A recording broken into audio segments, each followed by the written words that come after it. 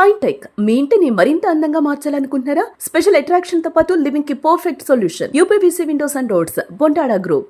నమస్కారం డాక్టర్ గారు. నమస్తే జానకి గారు, బాగున్నారా? బాగున్నానండి, మీరు ఎలా ఉన్నారు? డూయింగ్ గుడ్ మ్యామ్, ఈరోజు మీ దగ్గరకు ఒక ఇష్యూని అయితే తీసుకొస్తున్నాను నేను. మీరు కూడా వినే ఉంటారు, ఇది చాలా దారుణమైన ఘటన. తాండూరు జిల్లాలో ఆ అమ్మాయి మ్యారేజ్ చేసుకుంది, 8 monthsే. వాళ్ళిద్దరూ ప్రేమించి పెళ్లి చేసుకున్నారు. ఏమైందో తెలీదు, అది వరకట్న వేధింపులా లేకపోతే ఇంట్లో చిన్న చిన్న ఇష్యూసా అనేది ఇప్పుడైతే పోలీసులు ఇంకా దర్యాప్తు అయితే చేస్తూ ఉన్నారు. ఆ నిందితుడిని కూడా పట్టుకోవడం జరిగింది. బట్ ఆ అమ్మాయిని అతి కిరాతకంగా, మ్యామ్, అది మాటల్లో కూడా నేను చెప్పలేను.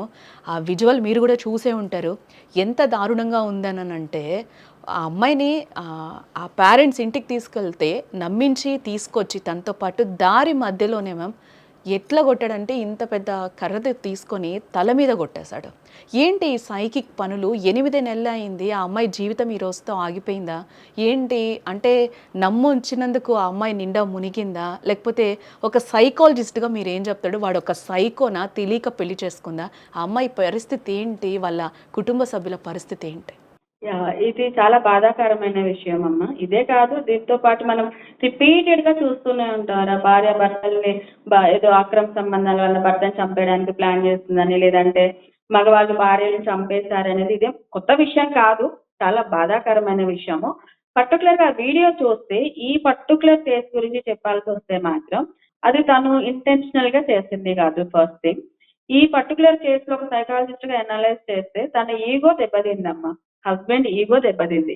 ఆ అమ్మాయి వాళ్ళ అమ్మ వచ్చి అమ్మాయిని ఇంటికి తీసుకెళ్ళిపోతాను అనడంలో ఏంటంటే ఈగో దెబ్బతింది. మీరు అబ్బాయి బాడీ లాంగ్వేజ్ గమనిస్తే ఎక్కడ కూడా తను చాలా ఎమోషనల్ అయిపోయి కంట్రోల్ చేసుకోలేనంత సిచ్యువేషన్ లో లేరు.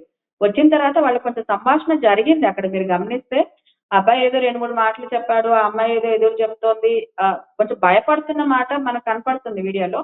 ఆ అబ్బాయి మాత్రం ఆ అమ్మాయిని కొట్టి చంపేయాలి అన్నంత ఇంటెన్షన్ అయితే ఆ అబ్బాయికి లేదు.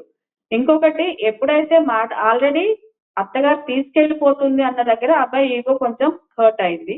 సో అమ్మాయితో ఏంటంటే డిస్కషన్ పెరిగినప్పుడు డైరెక్ట్ గా ఏదో పెద్ద బండ తీసుకొని చంపేయాలని స్టార్ట్ చేయలేదు. చిన్నగా డిస్కషన్ అవుతుంది, 4 దెబ్బలే గానీ పక్కన ఎవరో వచ్చి ఆపడానికి ట్రై చేస్తారు. ఆ తర్వాత పక్కన ఉన్న చిన్నదాంతో ఏదో కొట్టడానికి ట్రై, అదేంటంటే జస్ట్ ఆ అబ్బాయికి వచ్చిన కోపాన్ని ప్రదర్శించాడు అక్కడ.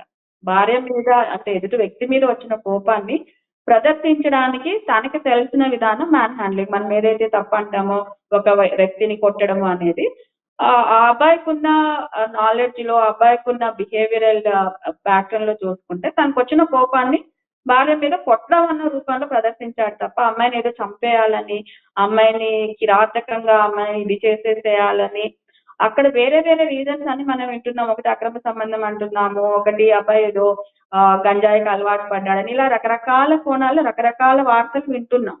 అవన్నీ ఉండి ఉండొచ్చు, వాటిని నేను అన్ని నాకు తెలియదు కాబట్టి అక్కడ అక్రమ సంబంధం మరదలతో లేదని నేను చెప్పలేను, ఆ అబ్బాయి గంజాయికి అలవాటు పడ్డాడు అనేది నేను చెప్పలేను. బట్ ఆ పర్టికులర్ సిచ్యువేషన్ లో అక్కడ అమ్మాయిని కొట్టి చంపేశాడని ఏదైతే మనం వీడియో చూస్తున్నామో ఆ మూమెంట్ లో మాత్రం ఆ అబ్బాయికి వచ్చిన కోపాన్ని ప్రదర్శించాడు. ఇంకోటి ఏంటంటే అతి కిరాతకంగా ఇది చేసేసాడు అని అనుకునేంత లేదు. ఇప్పుడు కొన్ని కేసెస్ మనం చూస్తాము, చంపిన తర్వాత కూడా వాళ్ళని ముక్కలు ముక్కలుగా చేసి ఇది చేయడం, ఇట్లాంటివన్నీ చూస్తుంటాం. ఇక్కడ కేసులో ఏంటంటే ఆ అబ్బాయి కోపాన్ని ప్రదర్శించాడు, అది తగలడం చోట తగిలింది. ఇప్పుడు అమ్మాయి ఏంటంటే ఒక నిలబడి ఉంటేనో ఆ బండి అడ్డం లేకపోతేనో ఏ నడుము మీద భుజాల మీద ఇటు మీద ఎక్కడ తగిలేది. అబ్బాయి కొట్టడానికి బండి అడ్డం ఉండడంతో తన కర్ర తీసుకొని కొట్టినప్పుడు డైరెక్ట్ తలకి తగిలింది. అమ్మాయిని తల మీద కొట్టి చంపేయాలనే ఇంటెన్షన్ అయితే అబ్బాయి బాడీ లాంగ్వేజ్ లో కనిపించడం లేదు. యాజ్ ఎ సైకాలజిస్ట్ అనలైజ్ చేయాలంటే మాత్రం ఈ పర్టికులర్ సిచ్యువేషన్ లో అమ్మాయిని కట్నం వేధింపుల కోసం రెగ్యులర్ గా కొడుతూ ఆ అబ్బాయి మనసులో ఈ అమ్మాయిని ఎలాగైనా చంపేయాలి, ఇంకో పెళ్లి చేసుకుంటే కట్నం వస్తది, అంత ఇది అక్కడ లేదండి. ఆయన ఈగో హర్ట్ అయింది, కోపం వచ్చింది, తిట్టాడు. ఆ అమ్మాయి కూడా ఏదో ఆయన ఈగో తగ్గించేలాగా, ఆయన ఆవేశం తగ్గించేలాగా కాకుండా ఆ అమ్మాయి మాట్లాడిన మాటలు కూడా ఇంకో కొంచెం ఆవేశం పెంచాయి. ఒక దెబ్బేగానే ఆ పక్కనున్న ఆవిడ వచ్చి ఆపడము, సో దాంతో కూడా ఇంకా కొంచెం అది ఆ కోపం ప్రదర్శించడం అనేది కొంచెం ఎక్కువైంది.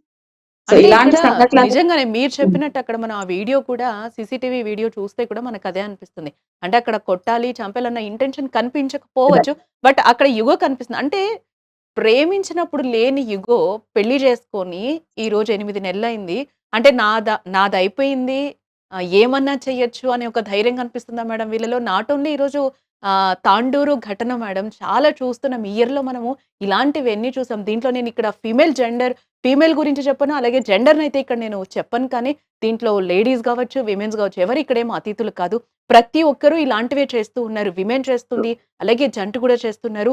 ఇలాంటి ఘటనలు రిపీట్ అయితూనే ఉన్నాయి మ్యామ్. ఎందుకు ఆ మైండ్ సెట్‌కి వెళ్ళిపోతున్నారు? సైకాలజిస్ట్‌గా మీరేం చెప్తారు? ఇదేంటంటే అమ్మ, మీరు కరెక్ట్‌గా ఒక పదం యూజ్ చేశావు. నా భార్య, నాది. Take it for granted. నాకొచ్చిన కోపాన్ని ప్రదర్శించడానికి నాకు హక్కు ఉంది. కోపం ప్రదర్శించడం కొట్టడం అవ్వచ్చు, తిట్టడం అవ్వచ్చు, అరవడం అవ్వచ్చు, కేకలేయడం అవ్వచ్చు, ఏదైనా సరే భార్య అనగానే నాది, నేనేమైనా చేయొచ్చు అన్న ఒక ఫీల్‌లో టేక్ ఇట్ ఫర్ గ్రాంటెడ్‌గా ఉన్నారు మగవాళ్ళు అనేది వాస్తవం. దాన్ని చాలా కేసెస్‌లో మనం అది చూస్తాం. కూతుర్ని ఏ తండ్రి కొట్టడమ్మా? ఎంతో గారాబంగా చూసుకుంటారు. ఏ తండ్రి కూడా కూతుర్ని కొట్టడం అది చిన్న పిల్ల అవ్వచ్చు, పెద్ద పిల్ల అవ్వచ్చు.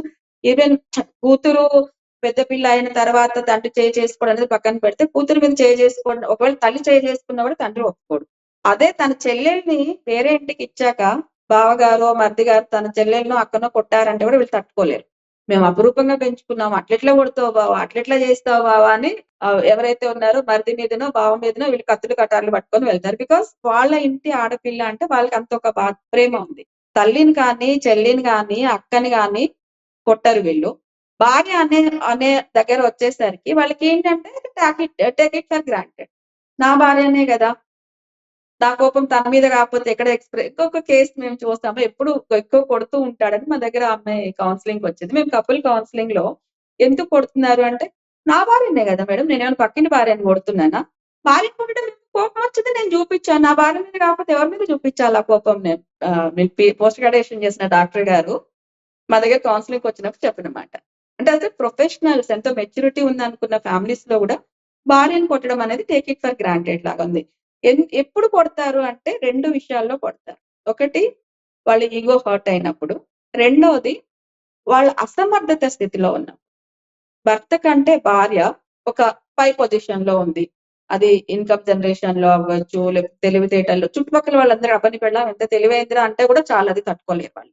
ఎప్పుడైతే భర్త కంటే భార్య ఒక పొజిషన్ పైన ఉంది అనుకుంటారో, వాళ్ళ ఇన్ఫీరియారిటీ కాంప్లెక్స్‌ని చూపించుకోవడానికి, డామినేషన్ చూపించుకోవడానికి, నా భార్య నాకంటే తక్కువ ఉండాలి అని ఒక మనం ఏదైతే ఫెమినైన్, మస్కులైన్ క్వాలిటీస్ అంటాం కదా!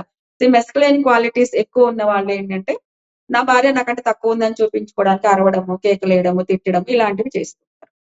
రెండవది, ఎదుటి వ్యక్తి ఇగో హర్ట్ అయినప్పుడు. ఆడవాళ్ళకి కూడా ఇగో ఉంటది గదా! మరి ఆడవాళ్ళకి ఇగో హర్ట్ అయినప్పుడు భర్తని ఎందుకు కొట్టరు అని అంటే, ఆడవాళ్ళకి ఇగో హర్ట్ అయినప్పుడు వాళ్ళు ఎక్స్‌ప్రెస్ చేయడానికి 2 పద్ధతులున్నాయి. ఒకటి కిచెన్‌లోకి వెళ్లి కూరగాయలు కోసేయడమో, లేకపోతే గిన్నెలెత్తేయడమో, అంట్లు తోమడం సంథింగ్ కిచెన్‌లో గొనుక్కుంటూ గిన్నెలెత్తేస్తారు. సంథింగ్ వాళ్ళు ఎక్స్‌ప్రెస్ చేయడానికి ఒక స్కోప్ ఉంది. రెండోది పిల్లలు. ఎవ్వరి మీద కోపం వచ్చినా సరే పిల్లల మీద చూపించడానికి వీళ్ళకొక ఆల్టర్‌నేట్ ఉంది. వాళ్ళ కోపాన్ని ప్రదర్శించడానికి. మెన్‌కి ఏమైపోతుందంటే ఆల్టర్‌నేట్ ఎక్కడ ఉంది? వాళ్ళు పైన బాసుల మీద కోపం చూపించలేరు వాళ్ళ కోపాన్ని. సో, కింద సబార్డినేట్ మీద చూపించడం అనేది అది చాలా కష్టమైన పని. సో, పిల్లల మీద అస్సలు కోపం చూపించరు తండ్రులు. వాళ్ళేంటంటే చాలా బుద్ధుల్లాగా గుడ్ బుక్స్ ఆఫ్ చిల్డ్రన్ అనేది మెన్‌కి చాలా ఉంటుంది. విమెన్ కంటే కూడా గుడ్ బుక్స్ ఆఫ్ చిల్డ్రన్ ఉండాలనేది ఉంటుంది. సో, ఈ ప్రాసెస్‌లో ఏంటంటే వాళ్ళ ఇగో హర్ట్ అయినా, వాళ్ళకి కోపం వచ్చినా, వాళ్ళ అసమర్థతని తెలియకుండా కాపాడుకోవాలనుకున్న వాళ్ళు ప్రదర్శించడానికి దొరికే ఏకైక వస్తువు వుమెన్. పర్టిక్యులర్‌గా వైఫ్.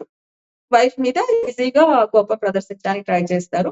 కోపం ప్రదర్శించే పద్ధతులు రకరకాలుగా ఉంటుంది. ఈ మధ్య ఏమైపోయిందంటే అది చాలా ఎక్కువైపోయింది. ఇంకొక విషయం కూడా ఇక్కడ మాట్లాడుకోవాలి. ఓపిక అనేది ఇప్పుడు మనుషుల్లో బాగా తగ్గిపోయింది. సర్దుకుపోవడం అనే లక్షణము అసలు చాలా తగ్గిపోయింది నాన్న. గతంలో ఆడవాళ్ళకి నేర్పించాం. భార్యగా వెళ్ళినప్పుడు మీ భర్త ఏం చేసినా నువ్వు సర్దుకుపోవాలి. తనని నీ దారిలోకి తెచ్చుకోవాలి. ఇలాంటివి చెప్పేవాళ్ళు. ఇప్పుడు వుమెన్‌లో కూడా సర్దుకుపోవడం అనే లక్షణం తగ్గిపోయింది. నువ్వెంత అంటే నువ్వెంత. నువ్వు సంపాదిస్తున్నావు, నేను సంపాదిస్తున్నాను. నాకు సెల్ఫ్ రెస్పెక్ట్ ఉంది. సెల్ఫ్ రెస్పెక్ట్‌కి, ఈగోకి ఉన్న ఆ సన్నని ఆ గీత తేడా తెలియకపోవడం కూడా ఒక మేజర్ ప్రాబ్లమ్. ఇప్పుడు ఎవరైనా మనల్ని మనం ఆఫీస్‌లో కూడా చూసుకుంటే మన పక్క కొలీగ్ మనతో 4 మాట్లాడినారంటే తిరిగి మనం అనేస్తాం. దానికి చిన్న ఒక ఎగ్జాంపుల్ ఏం చెప్పొచ్చంటే, ఒక 10 మినిట్స్ వీడియోస్ ఎంతమంది చూస్తారు చెప్పండి ఫుల్‌గా? అంత ఓపిక లేదు. ఒక విషయం ఓపిక గురించి ఒక 10 మినిట్స్ చూడం. ఎస్. ఫార్వర్డ్ చేసుకుంటూ చూస్తాం. ఇప్పుడు రీల్స్ అనేవో చేస్తారు గదా! 1 మినిట్, 2 మినిట్స్‌లో. ఇంతకుముందు 2 మినిట్స్ వచ్చాయి. 2 మినిట్స్ చూసేవాళ్ళు. ఇప్పుడు 2 మినిట్స్ కూడా చూడట్లేదు. ఒక విషయం గురించి 1 మినిట్‌లో చెప్పు. లేదా హాఫ్ సెకండ్‌లో 2, 3 సెకండ్లలో చెప్పగలిగితే చాలు. అంటే ఏది కూడా ఓపికగా, స్టేబుల్‌గా రిసీవ్ చేసుకునే ఇది పోయింది. మనుషులందరికీ మెన్ అవ్వచ్చు, ఉమెన్ అవ్వచ్చు. ఒక విషయాన్ని ఎదుటి వ్యక్తి చెప్తున్నప్పుడు ఓకే విందాము. ఇప్పుడు ఆ అమ్మాయిని వాళ్ళ అమ్మగారు తీసుకెళ్ళిపోతున్నారు. అసలెందుకెళ్తున్నావు? ఏంటి అంటే, ఆ అమ్మాయి బావ నాకు ఈ కష్టం వచ్చింది. నాకిది నచ్చతలేదు. నువ్వు ఇట్లా చేస్తున్నావు. నాకు నచ్చట్లేదు అని కమ్యూనికేట్ చేయడానికి ఈ అమ్మాయికి ఆ కమ్యూనికేషన్ స్కిల్స్ లేదు. తక్కువ ఉండి ఉండొచ్చు. రెండోది ఆ అబ్బాయికి వినే ఇది కూడా లేదు. ఆ రిసీవింగ్ అంటారు గదా! ఆ స్వీకరించడం. చెవులతో వింటున్నామా, వినడము, ఆలకించడం డిఫరెన్స్ అంటాం కదా! మ్యామ్ ఇక్కడ ఇంకొకటి కూడా ఏంటంటే ప్రతిసారి అంటే ఎక్స్‌ప్లనేషన్ ఇచ్చుకునే టైం ఉంటుందంటారా? ప్రతి విమెన్‌కి కూడా ఒక జెంట్ దగ్గర? It's not a question of explanation. ఆ ఎక్స్‌ప్లనేషన్ ఇచ్చుకునే పరిస్థితికొచ్చాము అంటేనే ఆల్రెడీ అక్కడ బాండింగ్‌లో కొంచెం గ్యాప్ ఉంది.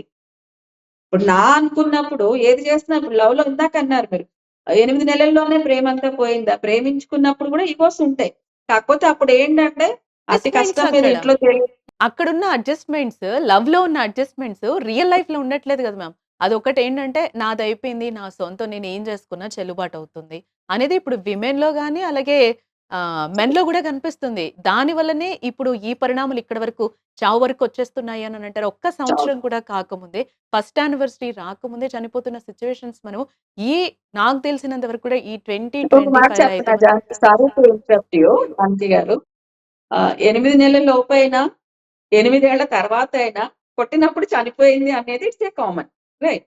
ఇక్కడ 8 నెలల్లోనే వీళ్ళ మధ్య ఇంకోటేంటంటే వీళ్ళు ఒక 2 సంవత్సరాలు కలిసున్నారనుకోండి. తర్వాత విడిపోయే ఛాన్సెస్ చాలా తక్కువ. ఈ ఫస్ట్ పీరియడ్ ఉంది గదా! ఇట్స్ లైక్ బేబీ పీరియడ్ అనుకోండి. పెళ్లయిన తర్వాత భర్త పాత్రలోకి ఆయనొచ్చి 8 నెలలయింది. భార్య పాత్రలోకి ఆమొచ్చి 8 నెలలయింది. ఇద్దరికీ కూడా ఇద్దరు 8 నెలల పిల్లలే సాంసారిక జీవితంలో. ఇక్కడ ఏంటంటే అర్థం చేసుకోవడం అనేది, ఓపిక పట్టడం అనేది, వాళ్ళకి కొంచెం టైమ్ ఇవ్వడం అనేది. ఒక ప్రాబ్లమ్ వచ్చింది. ఓకే. కొంచెం టైమ్ ఇస్తే వాళ్ళ స్పేస్ వాళ్ళకిస్తే వాళ్ళు సెట్ అవ్వడానికి ఉంటుంది. వీళ్ళ పరిస్థితిలో ఏమైందంటే లవ్ మ్యారేజ్. ఇంట్లో ఒప్పించి పెళ్లి చేసుకున్నారు. వీళ్ళు లవ్‌లో ఉన్నప్పుడు అడ్జస్ట్‌మెంట్ ఉన్నంత పెళ్లయ్యాక ఎందుకు ఉండడం లేదు అనేది చాలా మంది అడిగే ప్రశ్న. లవ్‌లో ఉన్నప్పుడు వీళ్ళు ఇద్దరు కలిసి ఉండే సమయం ఎంతమ్మా? ఒక రోజులో ఇద్దరు లవర్స్ కలిసుండే టైం హార్డ్‌లీ గంట, గంటన్నర. ఆ గంట, గంటన్నరలోనే వాళ్ళు అక్కడ కూడా కీచులాడుకోవడాలు, "నువ్వు అరగంట లేట్ ఎందుకొచ్చావు? ఈ డ్రెస్ ఎందుకేసుకున్నావు? నీకు కొనిచ్చింది ఎందుకు ఇవ్వలే?" ఇవన్నీ జరుగుతాయి ఆ గంట, గంటన్నరలో. మళ్ళీ తర్వాత ఎవరింటికి వాళ్ళు ఎళ్ళిపోయినాక ఎవరి స్పేస్ వాళ్ళకుంటుంది. మళ్ళీ ఒక 2 గంటల 2, 3 గంటలయ్యాక, అయ్యో! కలిసిన గంట సేపట్లో నేను అట్లా అనకుండా ఉండాల్సింది. పాపం ఏదో దానికొచ్చినట్టు ఉండనివ్వాల్సింది అని క్వెషన్. హ్మ్. ఆలోచించుకోవడానికి వాళ్ళకి స్పేస్ ఉంది. ఈ పెళ్లి అన్న తర్వాత ఏంటంటే 24 గంటలు కలిసే ఉంటున్నారు. ఈ వర్క్ ఫ్రమ్ హోమ్ అనేదొచ్చాక ఫ్యామిలీస్‌లో చాలా డిస్టర్బెన్స్ పెరిగింది. ఎప్పుడు 24 గంటలు కలిసి ఎదురు బెదురు ఉంటే వాళ్ళ పర్సనల్ స్పేస్ ఎక్కడుంది? వాళ్ళు సెల్ఫ్ టాక్‌కే ఛాన్స్ లేదు కదమ్మా! ఇప్పుడు ఇద్దరు కలిసినప్పుడు ఒక గంట అమ్మకో, నాన్నకో అబద్ధం చెప్పి ఏదేదో చెప్పి వస్తారు. ఆ గంట సేపట్లో వాళ్ళు కీచులాడుకొని తిరిగి వెళ్ళిన తర్వాత వాళ్ళకి స్పేస్ ఉంది. అప్పుడు అట్లా అనకుండా ఉండాల్సింది. పాపం బాధపడ్డాడో ఏమో! అంటే ఒక సెల్ఫ్ టాక్ అనేది జరగడానికి స్పేస్ ఉంది. ఇప్పుడు ఇంట్లోనే వీళ్ళు ఉండడం వలన ఆ సెల్ఫ్ టాక్ స్పేస్ దొరకడం లేదు వీళ్ళకి. సో దాంతో ఏమవుతుందంటే నేను ఆయన దగ్గర ఎలా అడ్జస్ట్ అవ్వాలి? లేకపోతే ఆయన్ని నేను సరిగ్గా ఎలా అర్థం చేసుకోవాలి అనే దానికి టైం దొరకట్లేదు. సో దాని వలన లవ్‌లో ఉన్నప్పుడు లేని ఇష్యూస్ పెళ్లయ్యాక ఎందుకొస్తుందంటే అక్కడ వాళ్ళు కలిసుండే సమయం తక్కువ. తర్వాత వాళ్ళు సెల్ఫ్ టాక్ చేసుకొని ఇలా కాదు అలా మాట్లాడి ఉండాల్సింది అని వాళ్ళు రియలైజ్ అవ్వడానికి స్పేస్ ఉంది. పెళ్లయిన తర్వాత వీళ్ళు కలిసుండే టైం చాలా ఎక్కువ. సో రోజులో మినిమమ్ అంటే ఇప్పుడు బయటికెళ్ళి వర్క్ చేసేవాళ్ళే అనుకోండి. ఒక 8 గంటలు ఆఫీస్‌కెళ్తాడు భర్త. సో వెళ్ళడానికి ముందు ఒక గంట, తర్వాత ఒక గంట. టోటల్‌గా 10 గంటలు దూరం ఉంటున్నారిద్దరు. సో తర్వాత నిద్రపోవడానికి ఒక 8 గంటలు. 18 అవర్స్ దూరంగానే ఉంటున్నట్టు గదా! సో అక్కడ గంటే కలిసి ఉంటున్నారు. ఇక్కడ 6, 7 అవర్స్ కలిసి ఉంటున్నారు. సో దానివల్ల అక్కడ గంటలో జరిగే సంభాషణలు, గంటలో జరిగే దానిలో ఒకళ్ళ మీద లవ్వు, సింపతి నేనున్నా గదా! నేను జూసుకుంటా గదా! మీ అమ్మకేమన్నా అయితే నేను జూసుకుంటా అంటాడు పెళ్ళికి ముందు. పెళ్ళయిన తర్వాత ఎప్పుడు మీ అమ్మతోనే ఉంటావా? మీ అమ్మోళ్ళ గురించే పొగుడుతావా? అంటాడు. అంటే అప్పుడు అక్కడ ఉన్న గంట సేపట్లో తమ్ముడు గురించి మాట్లాడింది, అమ్మ గురించి మాట్లాడిందనుకోండి లవ్‌లో ఉన్నప్పుడు. అబ్బా! కాదులే ఉండు. ఎప్పుడు ఉండేటివిలే ఏమన్నా ప్రాబ్లమ్ ఉంటే నేను జూసుకుంటా గదా! ఒక మాటతో ఒక పాజిటివ్ ఆన్సర్ తో అది కట్ చేసి ఈ అబ్బాయి ఏం మాట్లాడాలనుకుంటాడు అది మాట్లాడతాడు. పెళ్లి అయిన తర్వాత ఏంటంటే కలిసి ఉండే టైం ఎక్కువ, ఇష్యూస్ ఎక్కువ. వాళ్ళు లవ్ లో ఉన్నప్పుడు ఆర్థిక ఇబ్బందుల గురించి మాట్లాడుకోరు కదమ్మా. పెళ్ళయ్యాక ఆర్థిక ఇబ్బందులు స్టార్ట్ అవుతాయి. వాళ్ళు లవ్ లో ఉన్నప్పుడు మీ అన్న ఇట్లా అన్నాడు, మీ తమ్ముడు ఇట్లా అన్నాడు, మీ అమ్మ ఇట్లా అందని మాట్లాడుకోరు కదా. వాళ్ళు ఎంతసేపటికి నువ్వు అందంగా ఉన్నావు, నువ్వు ముద్దుగున్నావు, నువ్వు బాగా పాడుతావు, ఇవే ఉంటాయి. పాజిటివ్స్ మాట్లాడతారు. వన్స్ పెళ్ళైన తర్వాత నెగటివ్స్ మాట్లాడడం స్టార్ట్ అవుతుంది. ఎప్పుడైతే నెగటివ్స్ మాట్లాడతారో అది తీసుకోవడం అమ్మాయికైనా అబ్బాయికైనా కష్టమే. మొన్నటి వరకు ఏమో నువ్వు అంత మంచిగున్నావు, ఇంత మంచిగున్నావు అంటారు. ఇప్పుడు చూడు ఇట్లా అంటున్నాడు. అప్పుడు ఆ ఉన్న గంట సేపట్లో పాజిటివ్స్ మాట్లాడేటప్పుడు ఈగోస్ ఎంత స్థాయిలో ఉందనేది తెలియదు కదా. మేడం ఇట్లాంటి టాక్సిక్ సిచ్యువేషన్స్ గానీ, ఇట్లాంటివి వచ్చినప్పుడు ఒక హైపర్ అయిపోయినప్పుడు, ఈగోస్ వస్తున్నప్పుడు ఇటు విమెన్ గానీ, ఇటు మెన్ గానీ ఎలాంటి ప్రికాషన్స్ తీసుకొని మనల్ని మనం సైలెంట్ చేసుకోవాలి? మీరు చెప్పండి ఫైనల్‌గా. సో ఫైనల్ ఒక్క ముక్కలో చెప్పాలంటే మాట్లాడడం కంటే వినడం ఎక్కువ అలవాటు చేసుకోవాలి. ఓపిక కోపం గూడా వచ్చింది అవసరం నీకు, ఇక్కడ. Silence is the best method అండి. కోపం వచ్చినప్పుడు హ్మ్. Silence is the best method. ఇప్పుడు మీ భార్య తిట్టింది మిమ్మల్ని, మీకు చాలా కోపం వచ్చింది. ఆ కాసేపు ఓపిక పట్టండి. ఓకే. తనకొచ్చిన బాధో, తనకొచ్చిన కోపమో ఎక్స్‌ప్రెస్ చేసింది. అది కొంచెం మనం చెవుల్లో నుంచి బుర్రలోకెళ్ళి, బుర్రలో నుంచి హార్ట్‌లోకి వెళ్ళి ఓకే. ఓకే. ఓకే. ఓకే. ఇప్పుడెలా రియాక్ట్ అవ్వాలి? తను కొంచెం కూల్ అయ్యాక మీరు చెప్పారనుకోండి. ఇమ్మీడియేట్ కాదే ఎందుకు అంత ఘనంగా అరిచినావు? ఎందుకు అట్లా చేస్తున్నావు జెప్పు? మనిద్దరిది మన లైఫ్ గదా! వాళ్ళందరి గురించి మనకెందుకు అని మీరు ఒక గంట తర్వాత జెప్పండి. అవునా! సారీ బావ బాధపడ్డావా అంటే. అదే ఆ అమ్మాయి అంటున్నప్పుడే ఈయన తిరిగి చెప్తున్నాడు. ఈయన పాజిటివ్‌గా తిరిగి చెప్పిన ఆ అమ్మాయికి అప్పుడు ఎక్కదండి. ఎందుకంటే ఎమోషన్‌గా ఉన్నప్పుడు మాట్లాడుతూ ఉన్నప్పుడు చెవుల్లోకి వెళ్ళదు. సో, ఒకళ్ళు భార్య అవ్వచ్చు, భర్త అవ్వచ్చు. ఒకళ్ళు ఆవేశంగా, కోపంగా మాట్లాడుతున్నప్పుడు ముందు రిసీవ్ చేసుకోండి. వాళ్ళ బాధనంతా వెళ్ళగక్కనివ్వండి. దాంట్లో వాళ్ళు ఏం కోపం వచ్చినప్పుడు మన మాటలకి హద్దు ఉండదు. ఏ స్థాయి వరకు మాట్లాడొచ్చు, ఏది పదాలు కూడా చాలా పరుషమైన పదాలు వచ్చేస్తాయి. ఓపిక పట్టండి. ఆయన కోపం వచ్చింది. ఎవరో కాదు గదా! నీ భర్తే గదా! ఓపిక పట్టండి. ఒక గంట, గంటన్నర టైం ఇచ్చి అప్పుడు మాట్లాడండి. అప్పుడు ఎప్పుడైతే వింటారో అప్పుడే కదా దాన్ని అండర్‌స్టాండింగ్ పెరుగుతది. ఇప్పుడు మీరు నేను మాట్లాడుకుంటున్నాము. ఒక 10 నిమిషాలు మీరు మాట్లాడినప్పుడు నేను మాట్లాడట్లేదు. క్వెషన్ ఏంటి అని నేను అర్థం చేసుకోవడానికి ట్రై చేస్తున్నాను. నేను చెప్పే ఆన్సర్ మీరు అర్థం చేసుకోవడానికి ట్రై చేస్తున్నారు. అవును. ఇదే డిస్కషను మనం అగ్రెసివ్‌గా ఉన్నప్పుడు జరిగిందనుకోండి. ఇంత కూల్‌గా, ఇంత స్మూత్‌గా మాట్లాడాం గదా! అవును. సో, బెస్ట్ మెడిసిన్ ఎప్పుడైనా కోపం వచ్చినా భార్య మీద ఐ మీన్ ఒక స్టేజ్ అంటే ఆ అసహ్యం స్టేజ్ ఛీ! ఇది ఇలాంటి పిల్లనా నేను ప్రేమించి పెళ్లి చేసుకుంది. ఇలాంటి దాన్ని తెచ్చి నెత్తిన పెట్టుకున్నానా అన్నంత కోపం వచ్చినా కూడా జస్ట్ మౌనంగా ఉండండి. మౌనం ఈస్ ద బెస్ట్ మెడిసిన్. చాలా మంది అమ్మాయిలు వీడిని లవ్ చేసి నేను మోసపోయాను. ఇలాంటి వాడు అనుకోలేదు. లవ్‌లో ఉన్నప్పుడు ఎంత స్వీట్ కోటెడ్ కబుర్లన్నీ చెప్పాడు. ఒరిజినల్ రూపం పెళ్లి చేసుకున్నాక నాకు తెలుస్తుంది. ఇలాంటి యూజ్‌లెస్ ఫెలోకి ఎందుకు నాకు ఇచ్చి పెళ్లి చేశారు. అంత ఇది ఉన్నప్పుడు అప్పుడు మాట్లాడకండి. ఓపిక పట్టండి. కొంచెం స్థిమిత పడి తర్వాత మీరు ఒక గంట, 2 గంటల తర్వాత మీరు నాకు నీతో మాట్లాడాలనిపిస్తుంది. ఇందాక నువ్వు తిట్టినవన్నీ నేను తీసుకోలేకపోతున్నాను. ఇప్పుడు నీకు వినే ఓపిక ఉందా అంటే ఎవ్వరైనా సరే ఎదుటి వ్యక్తి "ఆ! సరే చెప్పు" అంటారు. అప్పుడు గనుక మాట్లాడగలిగితే ఇది ఉండదు. అది పెరగాలి అనంటే వినడం అలవాటవ్వాలి. సింపుల్ అండి. ఎవరైతే యూట్యూబ్‌లు చూసి అలవాటు ఉన్న వాళ్ళు ఒక 10 నిమిషాల వీడియోని పాజ్ చేయకుండా చూస్తున్నారనుకోండి. వాళ్ళకి కొంచెం వినే లక్షణం ఉంది అని. సో, ఫస్ట్ వినడం కనుక చేస్తే వినినప్పుడే కదా అర్థమవుతుంది. ఎదుటి వ్యక్తి మనకు అర్థమవ్వాలంటే వాళ్ళు ఏం మాట్లాడినా వినడం అనేది బెస్ట్ మెడిసిన్ అండి. Okay madam. Thank you so thank you Janaki గారు.